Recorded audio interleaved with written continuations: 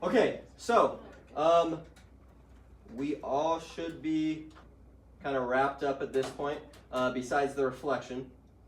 So one thing that Brody brought up here that I thought was really, really interesting, he said, if these bombs can cause this much destruction, then why essentially has the whole world just not blown up yet? Well, we see that people, after kind of seeing the destruction on Hiroshima and Nagasaki, decide that these are things that should not be used. So there is essentially kind of a treaty right now in the world that most countries actually that have nuclear weapons or create these nuclear weapons are not a part of.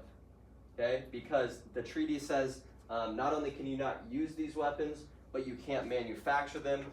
You also can't even own any of them. So you can't have any weapons. You have to discard all of these. So the US is not a part of this because the thought process is, well, if we decide to kind of agree with these terms, then we're defenseless in case another country attacks us with these. Okay? So it's kind of a unanimous thing that people don't want to have to use these, which is why they haven't been used, kind of hasn't been resorted to yet. However, knowing what we know about countries like Germany from after the Treaty of Versailles, kind of the idea that they just completely discarded what that treaty had said that they had to do, is it that far-fetched to assume that a country may completely just ignore something like this? It's probably not that crazy of a statement to make, right? So that is the scary part of it. Another thing that yesterday's class brought up is those things were that powerful back then. How powerful are they now?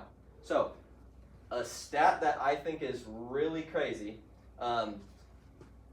when would you guys guess the first plane was flown?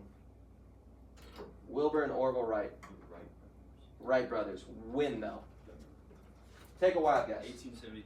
1872? You said what? Well, this happened in 45, so it had to be before that. So it happened in 1903. Okay? 1903 is when we first flew an airplane. Okay? This dinky little airplane, you can hardly even call it a plane. Right? Fast forward 41 years, and we're blowing up or killing hundreds of thousands of people, dropping a bomb over 2 cities. 41 years in the span of history is nothing. So, is it that crazy to make the assumption that these devices, these weapons have gotten a lot stronger over time? Probably not that crazy to say. So I looked it up actually. The average power of the nuclear weapon today is about 5 to 20 times more powerful than those used in Hiroshima and Nagasaki. Okay, let that sink in. This killed tens of thousands of people instantly in one of these cities. Now, can you imagine a device 20 times more powerful than that? So then, what Brody and I were talking about was how many of these would it take to kind of eradicate the whole world? Well, I don't know that. However, the United States has thousands of these warheads. There's thousands of these in the world, so I think for sure 1,000 of them would kind of suffice in that, right? That is the scary side of this. That's why people kind of have... That's kind of how people have chosen at all costs we need to avoid this.